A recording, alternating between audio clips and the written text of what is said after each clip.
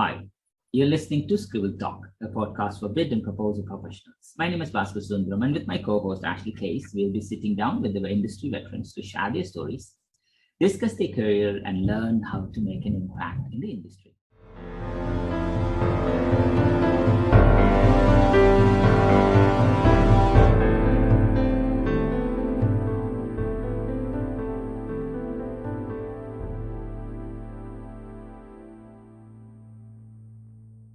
Today's guest is Thane Joske, a communications and bid management professional. TJ has 25 plus years professional marketing, public relationship, bid management, and business development experience. TJ has worked on hundreds of bids and proposals and has successfully won and retained significant contracts worth hundreds of millions of dollars. TJ has achieved success across a range of industries, including professional services, technical advisory, public-private partnership projects, and has a broad experience across professional services, design and construction, finance, healthcare, telecoms, and IT industries. Wow. TJ translates and communicates complex service concepts from technical experts into words understood by non-experts. Her ability to influence ensures that internal stakeholders deliver the required output on time and is consistent with client requirements regarding content, competitive messaging, structure, look, and win and themes. TJ commenced her career in public relations and has a Bachelor of Arts Professional Writing from Deakin University and an MBA from RMIT. TJ is a member of Australian Professional Services Marketing Association, the Property Council of Australia, and the Facilities Management Association. TJ is supported by a team of freelance consultants, writers, and designers who can be brought into the proposal resource point at any point. Thane's network of bid support understands the demands and timeframes of the proposal process. That's a lot, CJ. Let's welcome you to Scribble Talk. That's quite an introduction, Bhaskar. I mean, you've sold me well. Thank you. 25 plus years of career in like 2 minutes, saying that's the small thing I can do for you.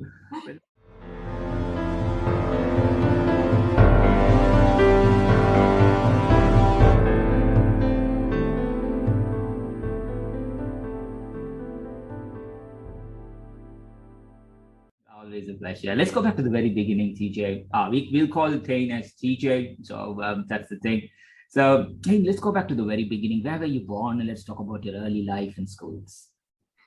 Okay, so I'm Australian, as you know, so for listeners, Bhaskar and I met at the BPC conference in Dallas in May, and I think that I was the only Australian there, Bhaskar. That's correct, in a crowd of however many people, 968 wow. people.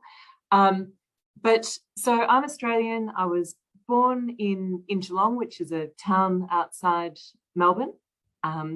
And I've lived in, I grew up down the coast in a little regional town called Anglesea. So I was a beach baby and spent all of my time at the beach, swimming and surfing and doing all of that quintessential Australian stuff, and then I sort of moved around Australia a bit. So I was a rower once upon a time, and with my sport, I moved to Canberra and Brisbane and Adelaide, and spent a lot of time traveling around Australia and the world.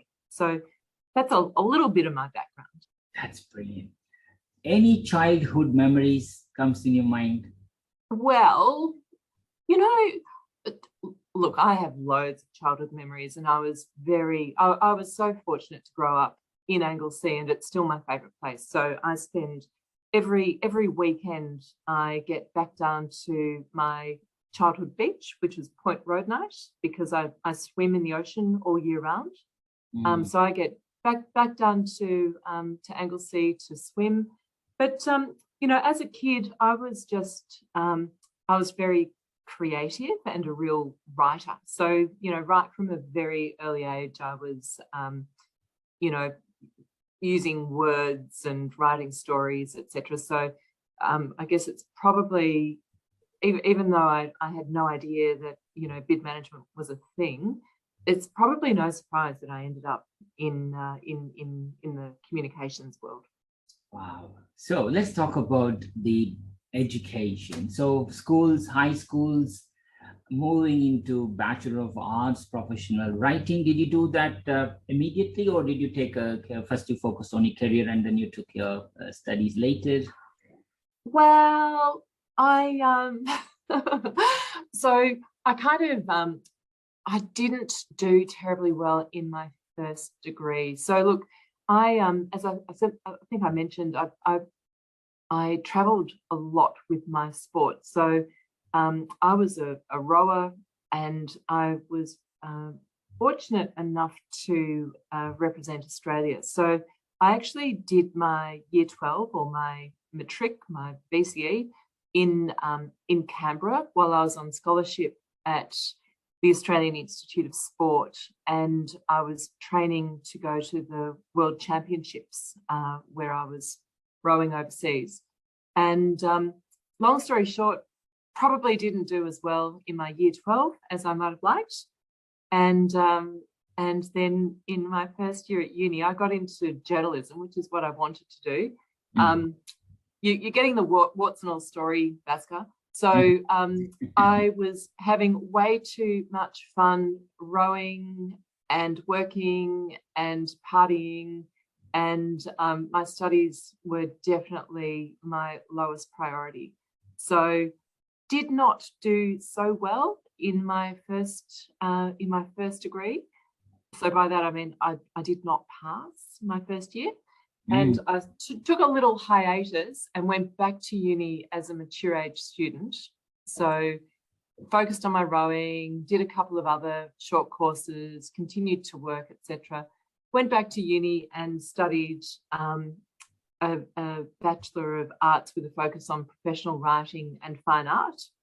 And from there I moved into I guess a career that spanned a multitude of, communication roles in terms of, I started in publishing and then moved into public relations and then sort of landed in this crazy bid management world.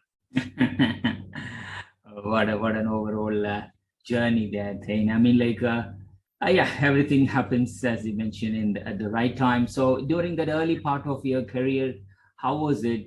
I know, year of studies, we all kind of react differently to it. I kind of edged my year one. I think out of the 11 subjects that I had, again, 8 or 9, I just cleared, just passed, exactly.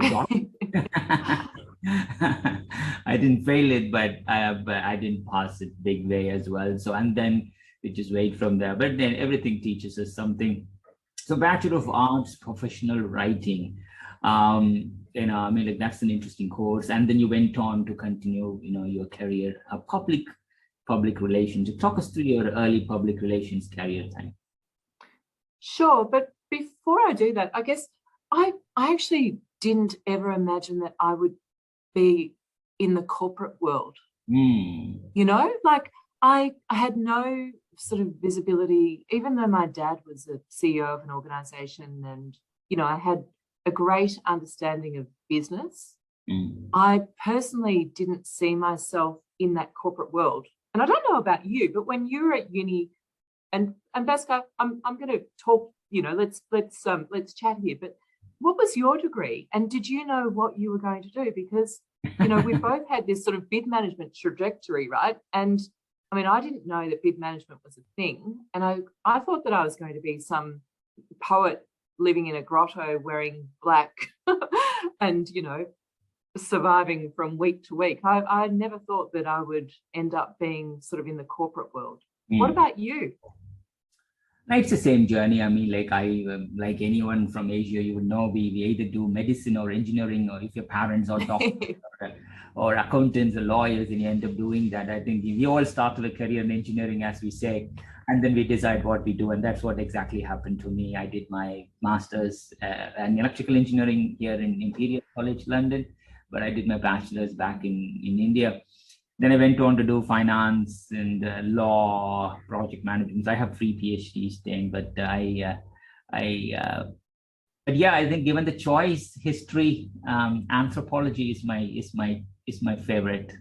Yeah. Okay. That makes sense. That doesn't surprise me, knowing you.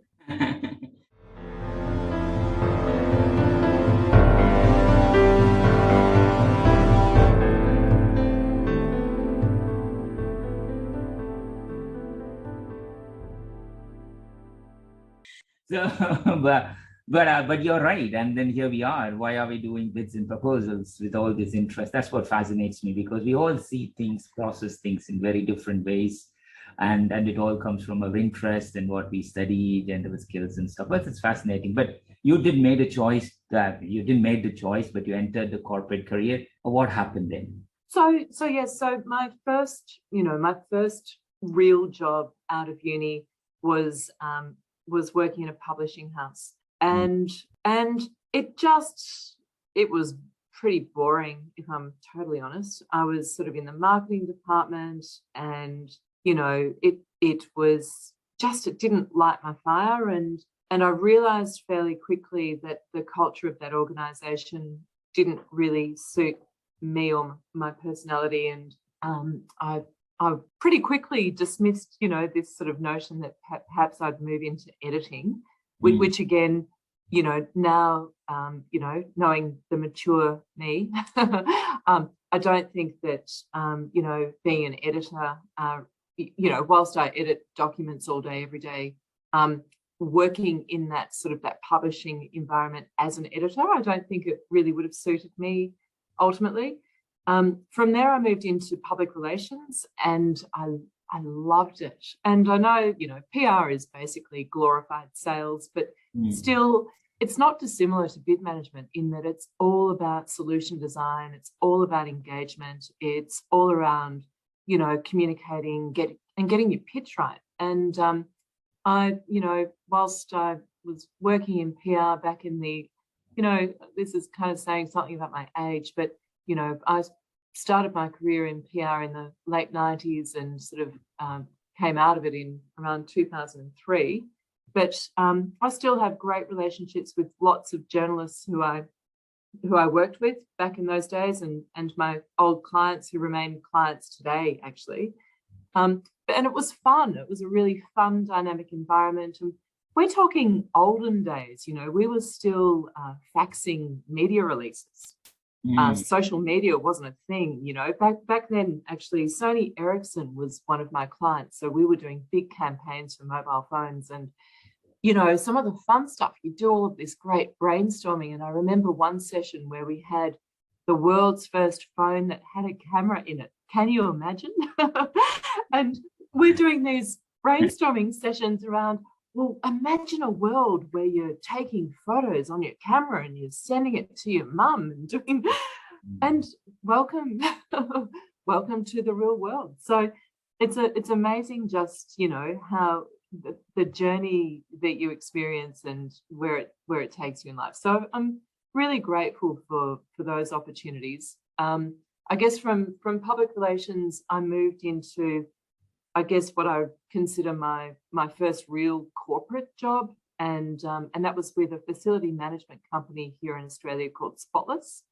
And much like some of our, the big global brands that you may be familiar with, so such as Serco and ISS, Spotless had an integrated facility management offer, and it was, again, it was a pretty awesome opportunity. I moved into a division with a focus on healthcare, education, aged care. We had laundries, we had print, we had we had a pharmaceutical business in there, and I was responsible for looking after, I guess, marketing and BD. But really, when it all boiled down, I was in charge of the bidding process and our submissions. And it's funny. Again, I'm still very close to to the team that I started working with, and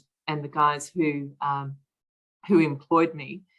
And I guess I kind of knew, when it was interview 3 and we were just having fun conversations, I'm thinking, okay, I think I've got this job.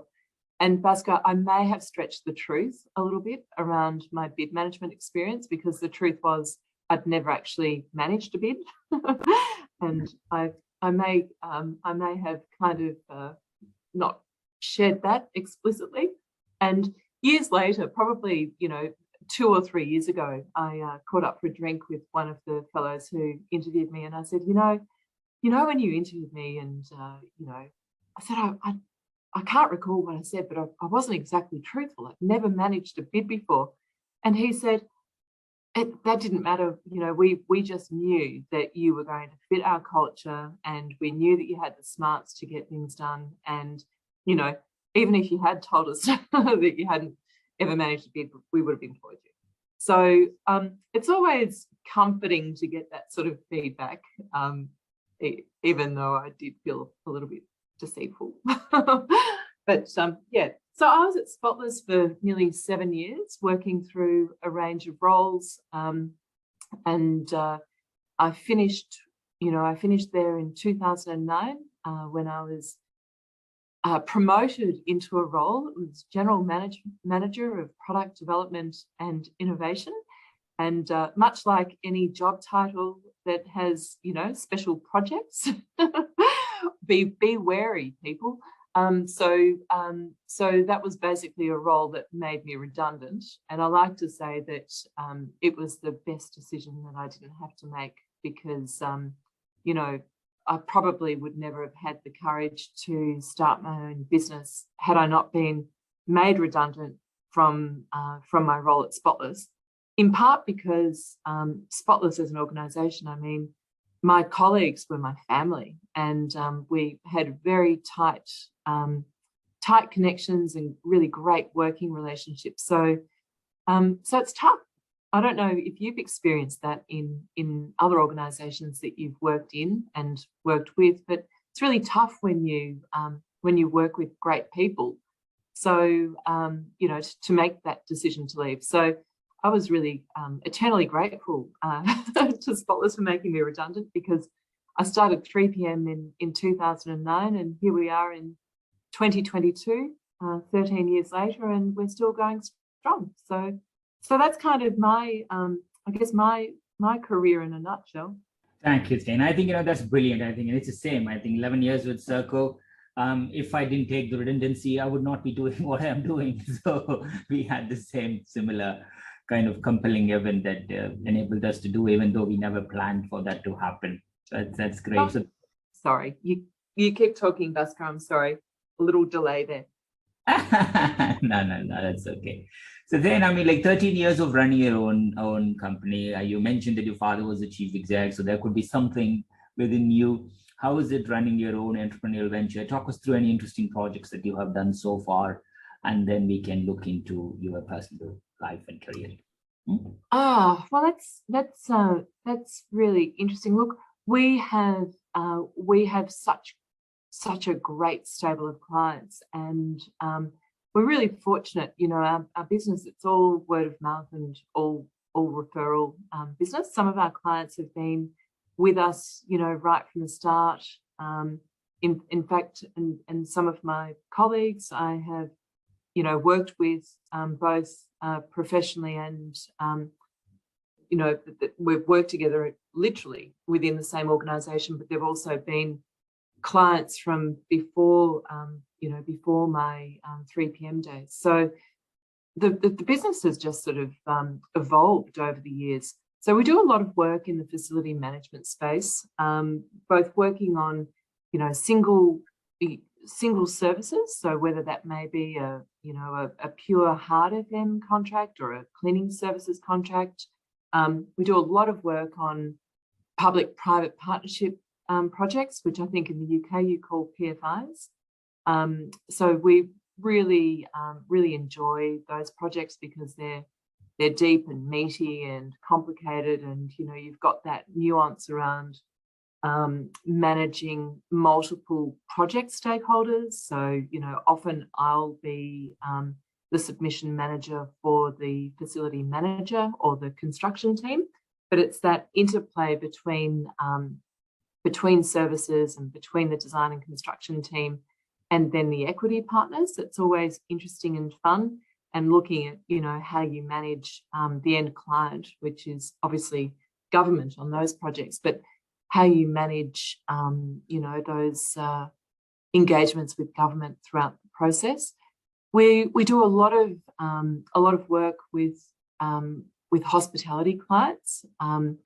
And what's fun there is, one of our clients, and I'll name them, the Australian Venue Company. They're an organisation that has, I think, 180 pubs around Australia, and they do a lot of really interesting, innovative stuff in terms of technology and people management and recruitment. But we're really empowered to not only support the team and challenge the team in terms of their solution, but we get very involved in even, supporting them around, branding and conceptual design content. So, so it's kind of nice when you're working on creative projects as well as, you coming from Serco and, being very embedded in that commercial framework. It can sometimes be quite dry. So it's nice when you've got the opportunity to flex, your creative muscle as well a little bit on these projects. So we're just, I guess, very fortunate to have, a breadth of clients that exposes us to lots of different industry sectors and lots of different types of projects. So we basically there's never a dull moment in our day, Pascal. So, so we're very fortunate.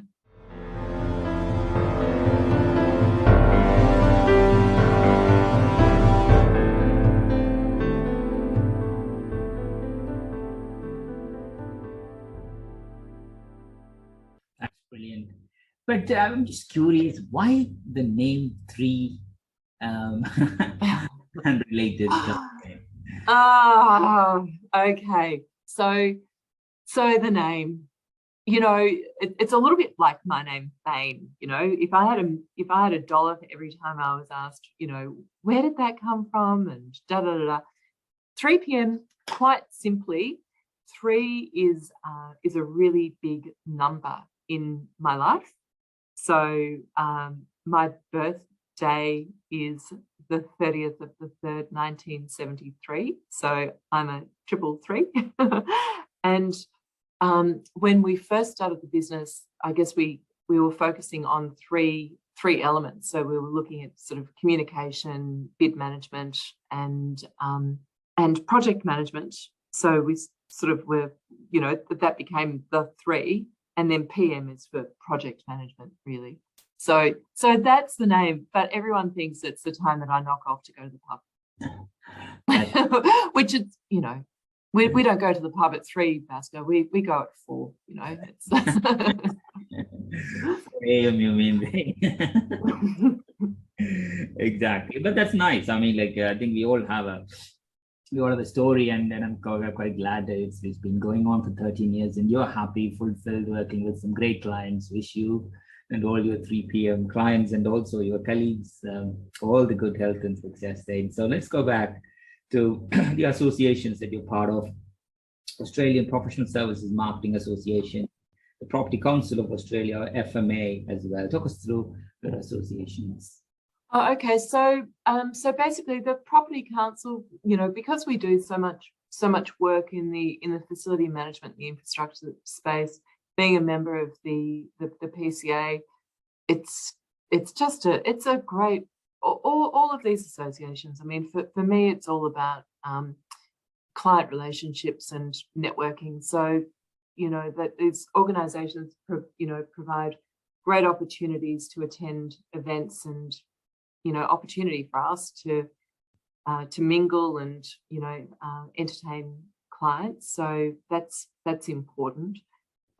So it's really, the benefit for us is around attending events that are relevant to the industries and, the services that we're focused on primarily. And then obviously the APMP, as the Association of Proposal Management Professionals, I joined that primarily to better understand my industry, this little bid management world, and to better understand, who's out there, who's participating, and to understand what's happening globally. So if there are opportunities to bring other examples of best practice into our bidding world to support our clients, then, that's obviously of interest and benefit to me. That's brilliant. And I think, yes, it's important because on one end, we work in the industry, but on the other end, we also work in some specialized sectors like FM, property and stuff that you just mentioned. I'm glad that you're getting the best practice on both sides and giving your best to the clients. So that's good.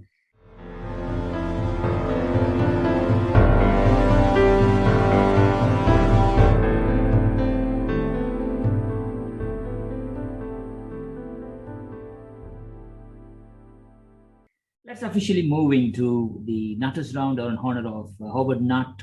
Call it a Nutters round, but it's a rapid random fire question round. But before that, let's. Do I have a buzzer? Do I get to press a buzzer? We haven't got to that stage yet, Thane, but we might. So three things not many people know about you and your hobbies and interests as well, Thane. Then that might be a nice prelude to the Nutters round. Okay, well, my friends all think I'm totally nuts because I ocean swim all year round and I swim without a wetsuit. Oh, so wow. the water temperature is probably about 6 degrees, 7 degrees at the moment. And the last swim I had, it was 2 degrees, so 2 degrees Celsius outside, but it felt like -2.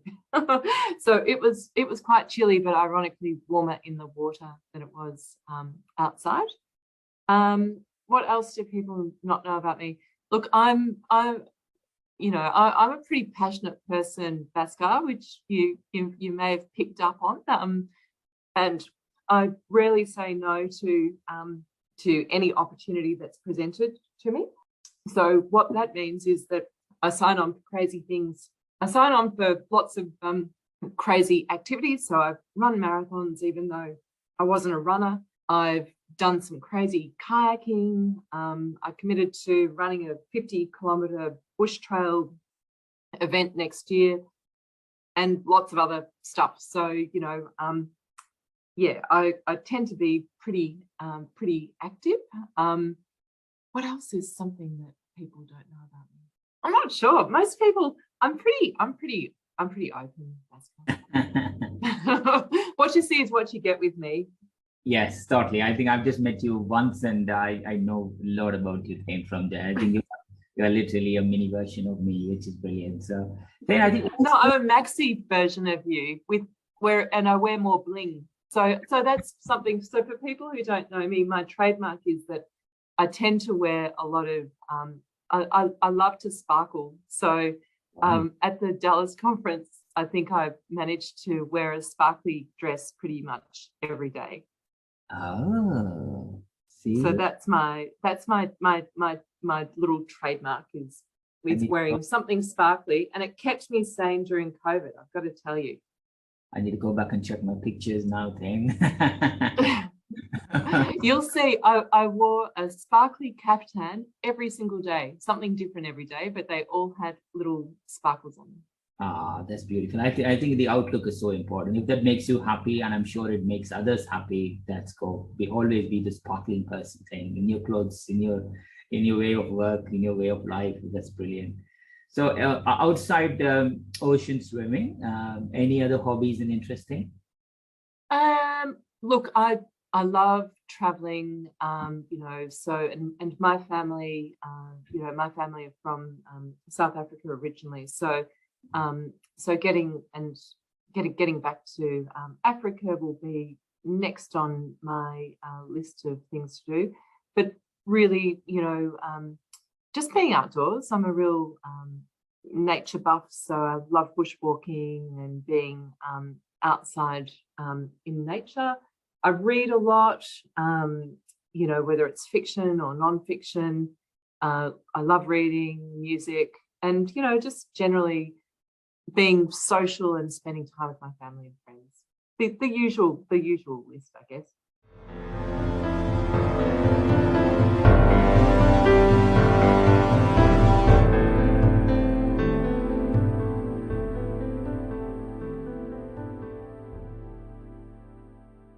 That's nice. That's nice. Okay, let's officially enter the rapid random fire question round or forward, not the nutters round. Fast responses.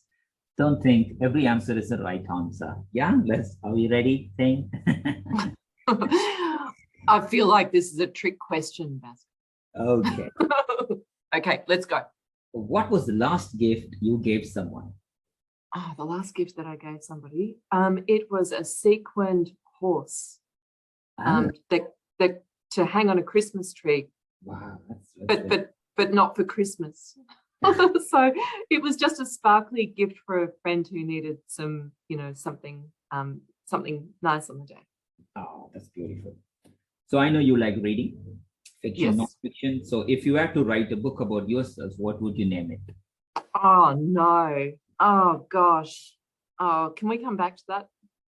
Sparkling. I'm sure it should have the word sparkling on it. I'll just give you a tip there. But Okay. yeah, back to it. What's in your music playlist now? Okay, always David Bowie. Okay. David Bowie was my first concert and my first record, and love Bowie. Billy Joel, because he's coming out to Australia later in the year, so I'm just reacquainting myself there. But I listen to a lot of a very eclectic mix, so everything from the Streets to the Presets to the Strokes to a lot of alternative music. And I also have a daughter who is 16 and passionate about heavy, well, it's not even heavy metal, but punk and thrash metal. So I'm constantly being educated by my 16-year-old, who's kind of a bit of a mini me in some ways, because at the same age I was doing the same stuff, going to dodgy gigs at dodgy pubs and listening to dodgy bands. So it's always good to have somebody else who is sharing music with you, I think. I totally, I mean, I can't imagine life without music for me, but I'm glad that it plays a role for you and your daughter as well, definitely. What has been your greatest kitchen mistake? Kitchen mistake? Well, I once cooked a roast chicken and forgot, how they have those horrible things inside them to absorb moisture? Right. Well, in Australia, if you buy chicken, they have these kind of, I don't know, these things inside it, and it sounds as bad as, it looks as bad as it sounds. And it's kind of this plastic coated thing. So we had a dinner party and I put 2 chickens into the oven, and I didn't even think. I stuffed it, I was doing my Jamie Oliver thing. I added in lemons, and I did, added handfuls of herbs and beautiful aroma coming out. And then when I took them out, I realized that I had forgotten to take these horrible plastic things out. And obviously that was a chicken that we couldn't eat. And another occasion, I baked these 2 beautiful cakes for a friend's New Year's Day lunch, and we had a new puppy in the house. And anyway, so I had this, one cake. It was a chocolate raspberry cake, and then I had an orange cake as well. Now both sitting on the edge of a table. And when I went back into the kitchen, I could see that my dog had jumped up and eaten literally around one side of each cake. Can you imagine that? And just taken little nibbles right around. And my husband and I were just like, oh my God, what do we do here? We're on dessert duty. We've got this duty. And do you know what? I'm ashamed to admit that I actually cut the cake down. So remove the little tooth marks. Is this a really bad thing? Please make sure that none of my friends are listening to this. Well, the good news is that I may never be invited to cook for anyone ever again. So that's probably a highlight. But anyway, so we got creative and we got a plate and we made sure that, there was no doggy stuff anywhere, but we cut it down because we didn't have a choice but to take it. But they were very small little cakes, and they were cakes that were surrounded by a lot of fruit and a lot of icing sugar sifted on top to try to disguise the fact that a dog had taken a little nibble. But did your friends enjoy as much as your dog did? Well, look, I think they did, because it was all eaten. And my only saving grace is that I'm not, so it's something else that some people don't know about me. I don't really eat dessert. So I'm a cheese, like I would much prefer a cheese platter than eating something sweet. So, but all of the dessert was eaten. And fortunately, I didn't have to, pretend to eat it as well. But it's pretty embarrassing. I mean, I've got friends who have got worse stories about dogs. Do you have pets, Baska? Do you have pets who do terrible, incriminating things? No, Thane. I used to have when I was a kid, but here in the UK, I only have my two boys. Okay. Well, I'm tipping that your boys could do as much damage to a cake as my dog did. 100%, certainly. So yes. I don't bake the cake. Even if I bake the cake, I know by the time I touch it, it's first theirs, then it's mine. That's good. Right. So, was there any childhood fear that you have not told anyone? Well, not a well, I was scared of trucks, and I'm still scared of trucks. Hmm.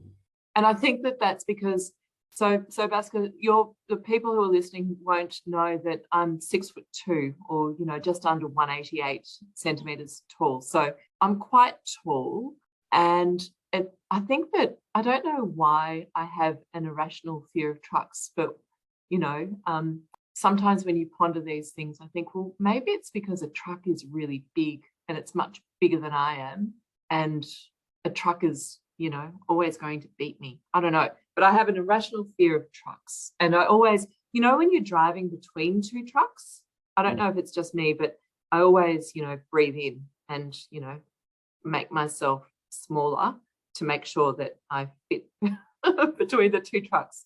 Have I just damaged my professional reputation and credibility with that admission? No, I think we all have different different views. I think that's good. Thank you for sharing that. Because I know I'm into a lot of sugar, but you're into a lot of cheese. Other than that, is there any other guilty pleasures that you're willing to admit? No, I don't think so. If I come up with something, I'll let you know. Perfect. Do you have pets now, or do you still have the dogs with you? We have 2 dogs, 3 cats, and until recently we had 4 chickens. Oh wow! And I don't live on a farm. I live in the suburbs. I'm not sure my neighbours were so happy about the chooks, but we were getting 4 eggs a day. It was terrific. That's brilliant. And do your pets have names? If so, what are the names? Okay, so we have Digby the dog, Frankie the dog, Clarence the cat, Mr. Cuddles the cat, and we have Princess Tinkerbell, aka Tinky, who is also a cat. And why the name?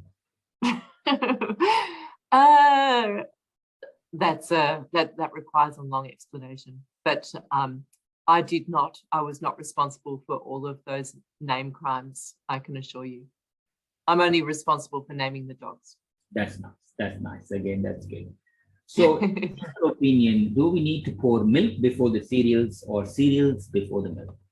I don't eat cereal, and I don't drink milk. Wrong.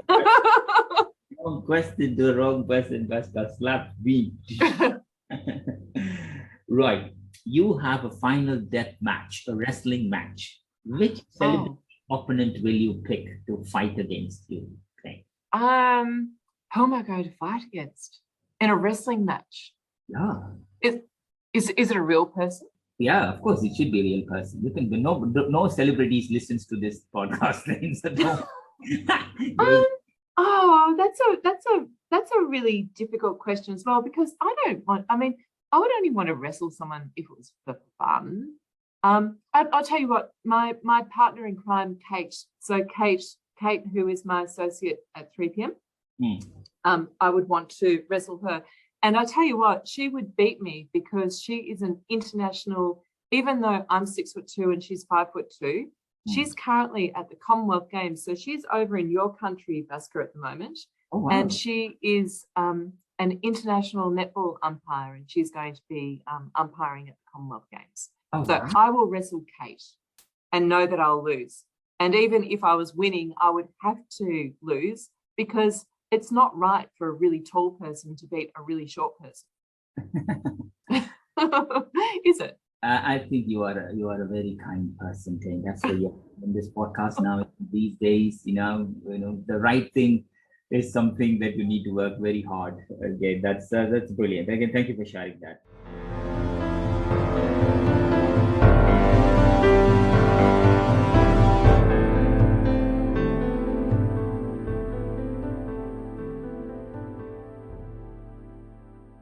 Okay, that's the end of the Nutters round. Hope you enjoyed it. Yes. So let's go to the gratitude round. So who are the people who have been the most influential in your life and career? Well, look, I think I would have to say my dad. I mean, equally both of my parents for their leadership, whether it be in community, which was really my mum more so. But, my dad was a real leader in business and in community as well. And, so I guess I always admired, what my dad achieved career-wise. And I was always curious about what he did at work. I think as a kid, when you're growing up, you don't really have a good understanding about what it is that your parents are doing work-wise. So I always felt very privileged when I was able to, to go into my dad's work and, sort of see what was happening there. And Dad, I mean, I speak to my dad every morning at 7 o'clock. I tend to exercise early, and then I go for a walk with my dogs. And I'll call Dad when I'm on my dog walk, and we sort of have a quick catch up on what's happening during the day. And these days, it's Dad asking me questions about, okay, so what's happening with client X, and da da da da, and how did this problem work out, and I'm very grateful for that. So I think my dad's always been a great motivator and influencer, and I've been very fortunate to have a lot of amazing people in my life, whether they be my old rowing coaches who mentored me in sport, but provided me with so many life lessons that has sort of grounded me and sort of formed who I am today. In addition to other people, career-wise. I mean, on most projects and with most of our clients, there's always a person or two who you really build those strong connections with, and there's always somebody that you can learn from within an organisation and on a project. So I guess Bhaskar, I'm somebody who's always curious and always interested in the lesson and the opportunity to learn from that. So I guess I'm going in a roundabout way here. I can name my dad as being probably the most influential person, but I've been surrounded by influences my entire career. I've been very fortunate. That's beautiful. I think that's how life has to be, Thane. I mean, I'm quite glad that you're blessed with all the love and support around you. I think it's because of who you are. The sparkling person is there. Everybody gets sparkled. Oh, thank you. That's nice. So, who haven't you seen or spoke to in a long time, and you hope that they're doing okay? Who haven't I seen? One of my girlfriends who I used to row with, her name is Emmy Snook, and we went to the Junior Worlds together in 1990, and she was I've seen her more recently than that, but she's somebody who I would love to see sometime soon. But yeah, I'm pretty good at keeping up with people, friends and my professional colleagues. So yeah, but Emmy, I'd love to see Emmy again. In the proposal industry, is there any we obviously we hear a lot of stories about this is how industry works, and there are many common myths about it. Is there anything you would like to debunk? No, that's not the case. Yeah, that's a really good question. I think that what we need to remember in the proposal industry is that every organization has a different approach. And even if you want to, I think the concept of standardization is wonderful,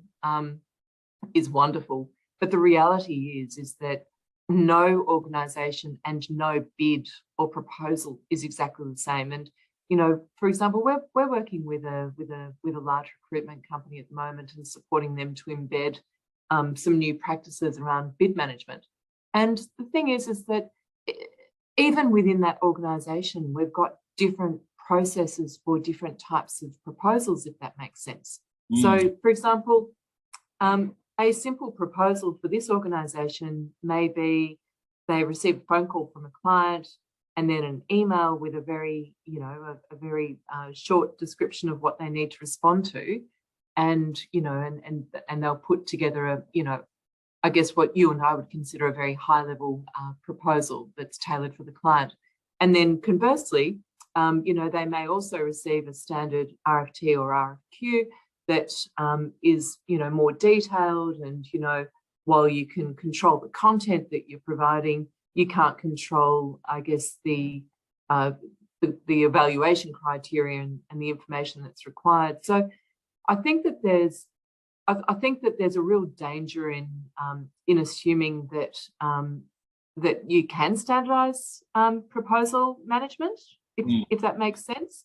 And I think that the most important thing in the bid management game is it's just around planning.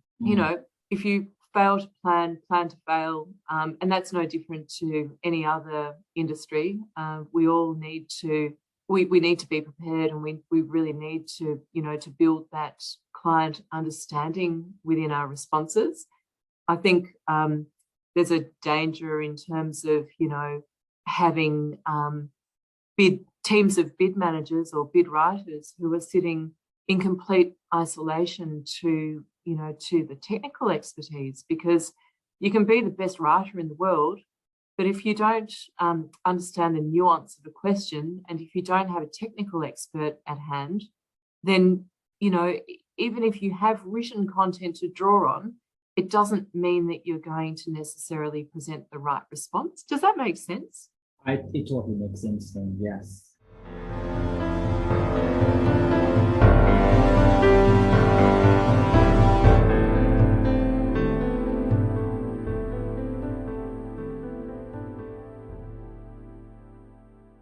So I think that whilst on paper that the concept of creating a I guess if we're talking industry standards, etc., I think conceptually it's great, but it's so broad, and literally every project we work on is different, and that's all. It's informed by the teams that you're working with. It's informed by the timeline. It's informed by your pricing strategy. I think the one thing that people, one important concept that needs to be considered is that, yes, somebody needs to be able to write within the team.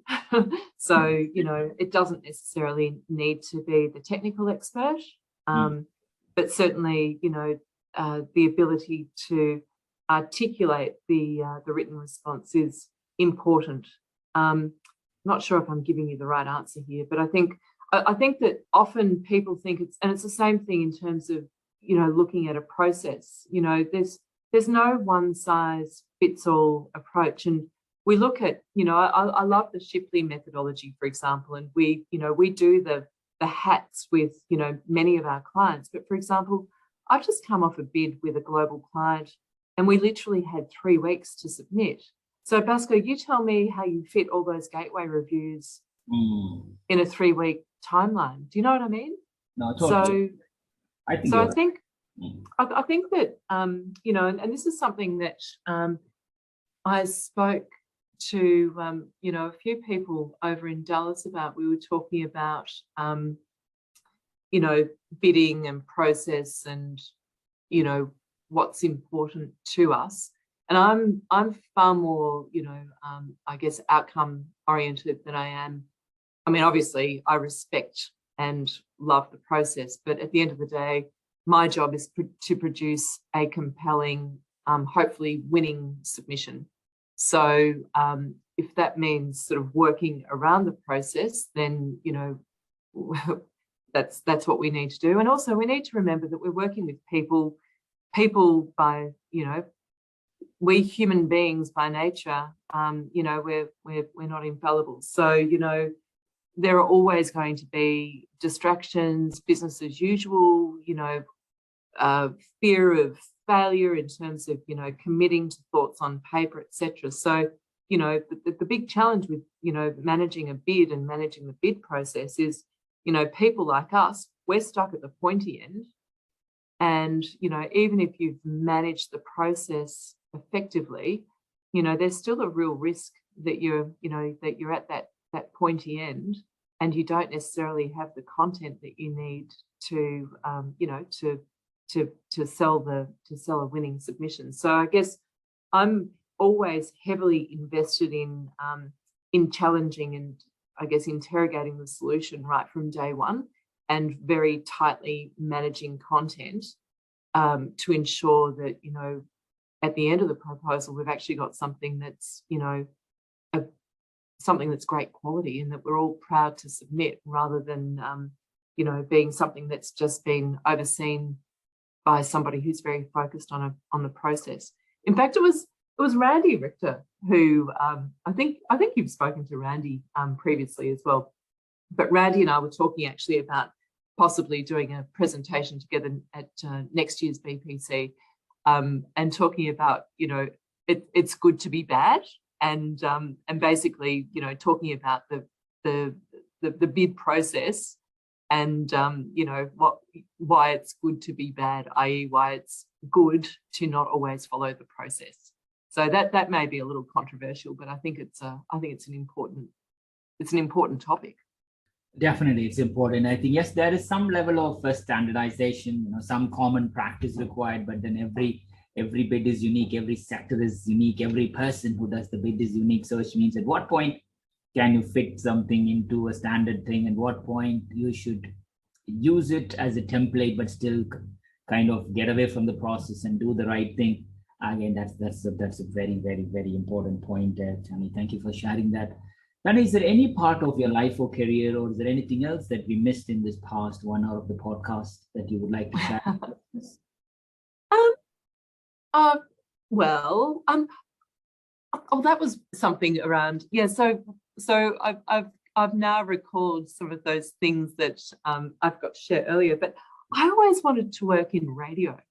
That was that was the secondary piece that I thought that I would end up in radio. In fact, I did some community radio in my uni days, but yes, I didn't end up on the on the airwaves. But no, not really. I mean, I think for me personally, one of the challenges is that I mean, I've mentioned to you before, I studied fine art at uni, as well as the creative writing. So I once upon a time, I was a painter. I've done, you know, a lot of silversmithing in the past. So jewelry design is a big passion of mine. So I really love the creative side of life, but I find that, you know, currently with my work, my creativity and from a problem solving and solution design perspective, my creativity sort of is absorbed by my work. So at some point in the not too distant future, I'm looking forward to reclaiming my creative, my creative spirit. So I'm looking forward to getting back into sort of more creative writing and, you know, being more productive with, you know, some arts-based activities. Because I don't know about you, but I just struggle to you know, to turn on my creative forces at the moment. due to being all consumed by my bid management role. That's beautiful. I think the more we kind of keep our mind occupied with the things that we love, and then the more creative, as you rightly said, our solutions, our writing, and everything else comes in. At least, we can share the energy back to the colleagues who sometimes tend to be undervalued, overworking, or dull, isolated. So, if you kind of position yourself in doing creative works and things that you enjoy, and anybody around you can get the benefit out of you, in addition to you enjoying your work, that's really amazing. Continue to do a lot more creative works, continue to be sparkling. And now let's get back to that question. What do you think? Oh dear. I do for your autobiography or the book that you may need to write about yourself? Okay, it's going to be control the controllables, because it's my life mantra. Oh, interesting. I didn't expect that. So basically, again, back from my rowing days, it was what we were taught, and if it's out of your control, I mean, there's so much. Bhaskar, you can get very stressed in the bid management world, and there's a lot that's out of your control. So I guess I'm fairly careful these days around, where I let my energy get consumed with I guess the negative, stressy stuff, and I choose more to focus on, the aspects that I can control, and I think that's really important. So yeah, control the control. That's beautiful, and that's the message that we are sending to the listeners. Final notes. That note, thank you so much, DJ Thane, for joining us in Scribble Talk. Wish you, your family, your colleagues, everybody, all the good health and happiness. Continue to stay healthy, happy, be sparkling, and I'll definitely see you very soon, Thane. Thanks, Bhaskar. Thank you. To our listeners, thank you so much for tuning in. Please visit batchyscribble.com/podcast to listen to this episode and check out any of our other previously recorded episodes. If you've enjoyed today's interview, don't forget to subscribe, review, and share the Scribble Talk podcast. We hope you'll check out our next episode where we interview another industry expert and special guest. Until then, it's Ashley Kays, Bhaskar Sundram, signing off.